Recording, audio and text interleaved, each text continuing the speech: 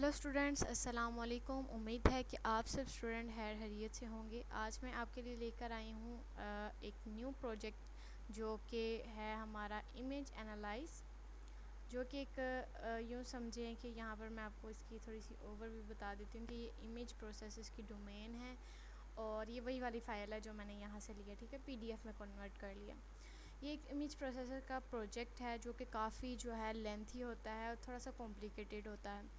अगर आप में से किसी भी स्टूडेंट को इसका डिज़ाइन डॉक्यूमेंट चाहिए तो वो मुझसे कांटेक्ट कर सकता है मेरे व्हाट्सएप के नंबर पर। ये मैंने यहाँ पर मेंशन कर दिया है। इसे मैं रेड कलर में कर देती हूँ ताकि आपको नज़र आ जाए। उसके बाद बात करते हैं कि ये जो प्रोजेक्ट है इसमें आखिर हमने करना क्या है और किस तरह होगा। ये जो इसका मैं ओवरव्यू आपको देती हूँ कि एक ऐसा प्रोजेक्ट है जिसमें हम लोगों ने इमेज देनी है।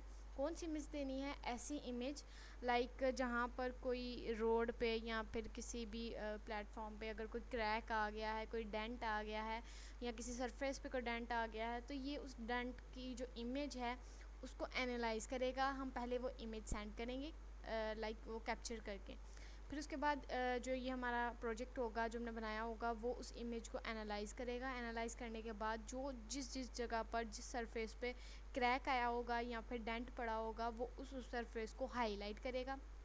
देन उसकी रिपोर्ट रेडी करेगा। रिपोर्ट रेडी करने के बाद वो हमें देगा एंड साथ में वो बताएगा कि ये जो रिपोर्ट है इसमें कौन कौन सी जगह से कौन कौन सी जगह पर कौन कौन से क्रैक आए हैं, कौन कौन से डेंट आए हैं। बेसिकली ये वो वाला सारा सिस्टम होता है, ठीक है ना। यहाँ पर उन्होंने ये देखें, यहाँ पर भी लिखा हुआ बेसिक यूज़र लॉगिन सिस्टम हो, इमेज प्रोसेस का इंटरफेस हो। उसके बाद वो डिफ़ेक्ट को देखे कि कहाँ पर कौन सा डिफ़ेक्ट है और उसके बाद क्या है जो इमेज है वो इमेज की स्टोरेज है वो आपके पास लोकल स्पोर्ट्स की होनी चाहिए। उसके बाद उन्होंने कहा हुआ है कि आपके लिए एक नोट है कि आपका जो रिसोर्स है क्लाउड का वो कोशिश करें कि आप गूगल कोलैब यूज़ करें या फिर कोई भी अगर आपके पास हैवी सिस्टम है तो आप वो यूज़ कर सकते हैं।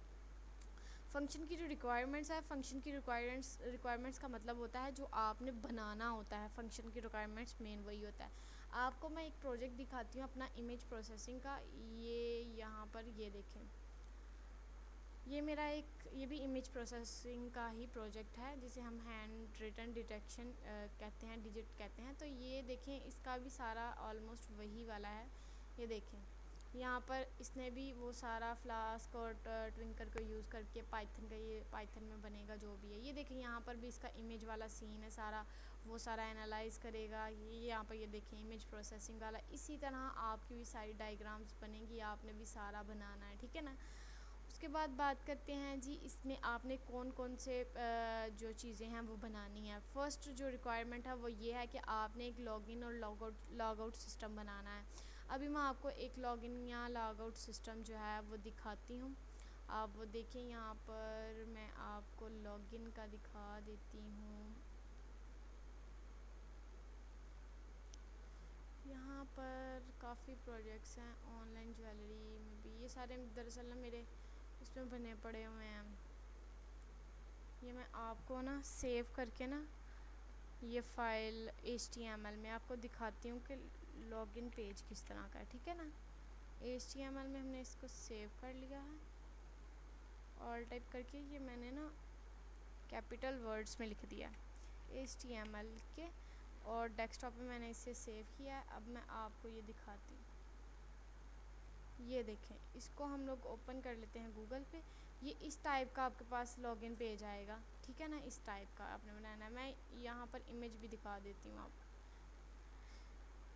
ये देखें, इस तरह का सबसे पहले आपके पास एक लॉगिन और रजिस्टर पेज होना चाहिए, ठीक है। जैसा कि इसमें कहा हुआ है कि आपने लॉगिन पेज बनाना है। लॉगिन और लॉगआउट ऑलमोस्ट सेम ही होता है, जस्ट एक लॉगआउट का पेपर का पूरी वर्किंग होती है, लेकिन उस पर जस्ट क्लिक करें तो वो चला जाता है, ठीक है ना। इसका इतना सा ही वर्क होता है।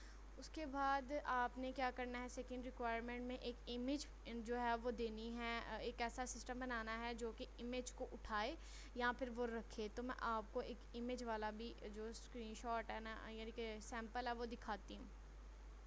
यहाँ पर अभी मैंने प्रोजेक्ट बनाया था ये वाला। यहाँ पर ये अपलोड रिपोर्ट है, इसको मैं रीनेम करती हूँ और .html में सेव करती हूँ। अभी तो मेरे ख्याल से यहाँ से ये सेव तो नहीं होगा, पर चले देखते हैं।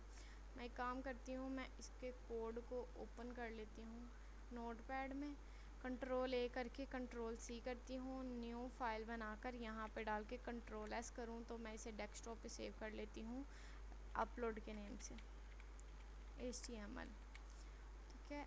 और यहाँ पर हमने ऑल टाइप सेलेक्ट कर लेना है, सेव कर देना है। अब मैं अगर आपको ये पेपर दिखाऊँ, ये दिखाऊँ तो ये देखें अब ये वर्किंग नहीं करेगा क्योंकि मेरा PHP का प्रोजेक्ट है। ये चूज़न फाइल पे आपने क्लिक करना है तो आपके सामने इस तरह का डैशबोर्ड ओपन होगा। आपने एक ऐसा सिस्टम बनाना है, ठीक है ना, जिससे आप वो जो इमेज है वो अपलोड कर सकें, ठीक है। 2 रिक्वायरमेंट आपको मैंने सैम्पल के तौर पे दिखा दी। अब तीसरा हमारे पास ये रिक्वायरमेंट आया है कि जो इमेज है उसमें जो नॉइस होगी, उसमें जो रिसाइजिंग होगी, ब्राइटनेस होगी, डार्कनेस होगी, वो आपने रिमूव करने वाला फंक्शन बनाना है। वो इस टाइम तो मेरे पास अवेलेबल नहीं है, प्रोजेक्ट है लेकिन वो मैं दिखा नहीं सकती। उसके बाद ये रिक्वायरमेंट 4 है, इसमें भी सेम वही बताया हुआ है कि जैसे ये वर्क करता है ना, ये वाला जो प्रोजेक्ट वर्क करता है, वैसे ही आपने अपने प्रोजेक्ट को वर्किंग में लाना है कि वो सारे जितने भी आपके प्रोजेक्ट के ऑब्जेक्ट्स हैं उसको डिटेक्ट कर सकें। उसमें से क्या क्रैकनेस, लीकेज जो भी है या जो भी चीज़ें आ रही हैं, डेंट वगैरह, वो आपको नज़र आए, उसके यहाँ वो हाईलाइट करे। रिक्वायरमेंट 5 में ये है कि आपके सामने एक डिस्प्ले हो, इमेज का प्रोसेस बने जो कि आपकी इमेज में से हाईलाइट्स करे, बाउंड्रीज बना दे। लाइक ये आपका पेज है,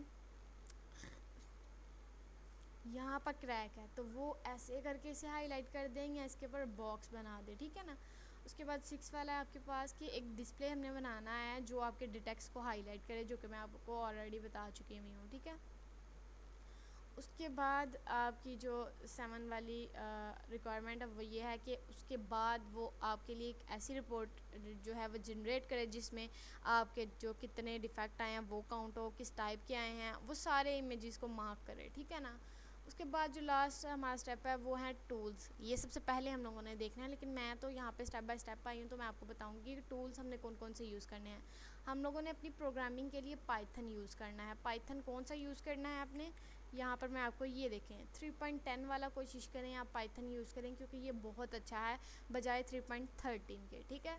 उसके बाद आपने जो फ्रेमवर्क या लाइब्रेरीज यूज़ करनी है वो आपने ओपन सी भी करना है ताकि वो आपका जो सारा सिस्टम है वो डाउनलोड कर सके। नम पे यूज़ करना है और साइफ जो पाया है वो भी यूज़ करना है। डेवलपमेंट इन्वायरमेंट के लिए जुपिटर नोटपैड यूज़ करना है, पाइचार्म और VS कोड यूज़ करना है। यहाँ पर मैंने एक प्रोजेक्ट बनाया है ये रेवेन्यू हब का, इसमें आपको ये देखें .env ये इन्वायरमेंट की हमारी फ़ाइल होती है, ठीक है ना। ये जैसा इन्होंने बताया है डेवलपमेंट इन्वायरमेंट की, तो वो मैंने VS कोड यूज़ करके बनाई थी।